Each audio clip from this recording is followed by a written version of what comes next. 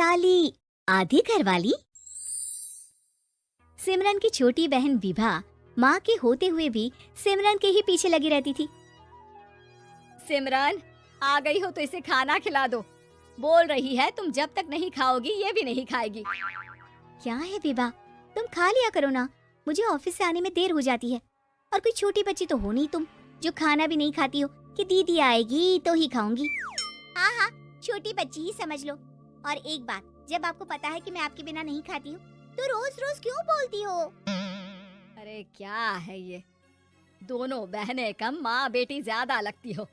अरे दीदी की शादी हो जाएगी तब क्या करेगी बोल? जब होगी तब की तब देखेंगे।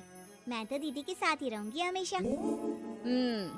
दोनों की शादी ऐसे घर में कर देंगे जहाँ दो भाई हो। खैर, मामला आया गया हो जाता है। एक दिन सिमरन के पापा जब घर आते हैं, तुम लोगों के लिए अच्छी खबर है। वर्मा जी है ना मेरे दोस्त, उन्होंने सिमरन बेटी के लिए रिश्ता बताया है।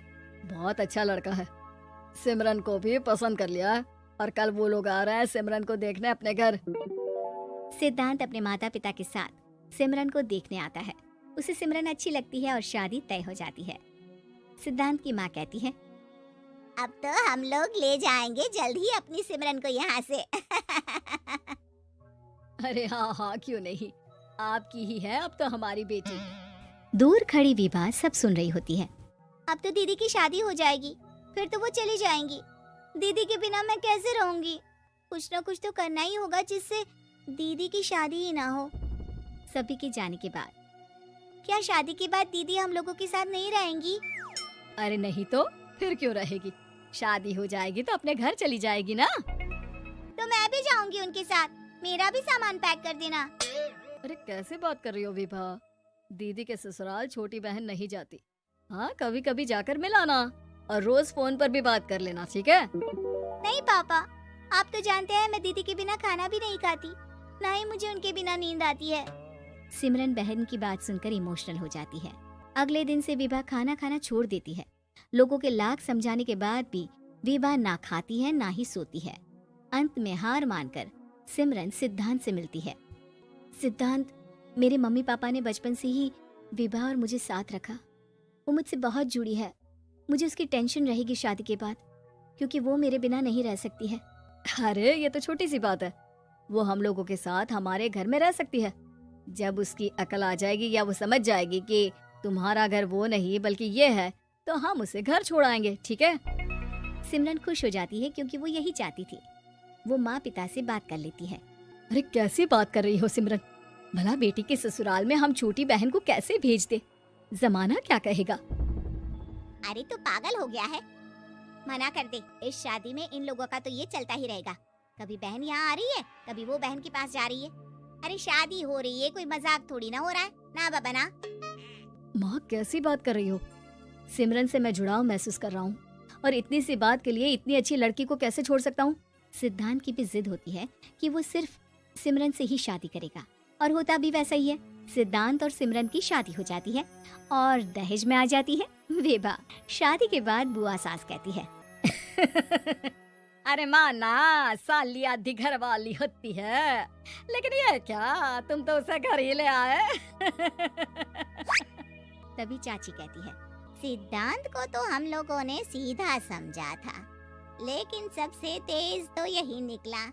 अरे देखो कैसे दहेज तो नहीं लिया, लेकिन साली पर कब्जा कर लिया। सिद्धांत ने इस और तो सोचा ही नहीं था, लोग उन लोगों के बारे में ऐसी भी बात करेंगे। वो वहाँ से चला जाता है और चुपचाप अपने कमरे में लेट जाता है। क्या हुआ सिद्धांत, तुम अचानक से परेशान हो गए, कोई बात है क्या? अरे नहीं, वो थक गया था ना, शादी की सारी तैयारी और रस्मों के बीच, सोच रहा हूँ थोड़ा आराम कर लूँ। हाँ ठीक है, आप लेट जाइए, मैं विभा का बेड लगा देती हूँ जमीन पर। क्या वो यहाँ सोएगी?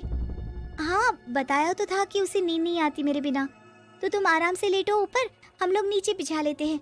अरे नहीं, तुम दोनों आराम से लेटो ऊपर, मैं माँ पापा के रूम में जा रहा हूँ।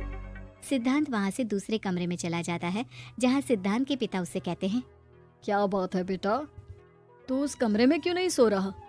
बहू से लड़ाई हो गई है क्या शादी के पहले दिन ही? अब नहीं पापा, वो दोनों बहनों को बात करनी थी और मुझे नींद आ रही है तो मैं यहाँ सोने चला आया। अगले दिन सिद्धांत तैयार होकर ऑफिस जाता है। ऑफिस में लंच के वक्त दोस्त कहता है, क्या बात है सिद्धांत, इतना सारा खाना एक ही दिन में? हाँ यार, वो सिमरन को खाना बनाने का शौक है तो उसी ने बनाया है। यार हम लोगों की तो सिर्फ एक ही बीवी है, इसकी तो दो है ना। सिद्धांत को गुस्सा आ जाता है। कैसी बात कर रहा है तू? अरे तू तो भाग्यशाली है जो बीवी के साथ साथ साली भी आ गई। अरे साली लोगों की तो आधी घरवाली होती है, तुझे तो पूरी की पूरी मिल गई। सिद्धांत का पारा अब 7वें आसमान में पहुंच जाता है। वो खड़ा होकर उस लड़के से लड़ने लगता है।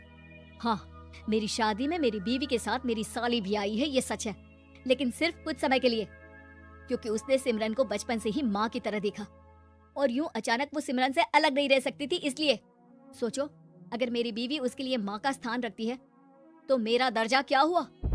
तभी वहाँ बॉस आ जाता है। माफ करना सिद्धांत, यहाँ इस मेंटल लेवल के लोग हैं।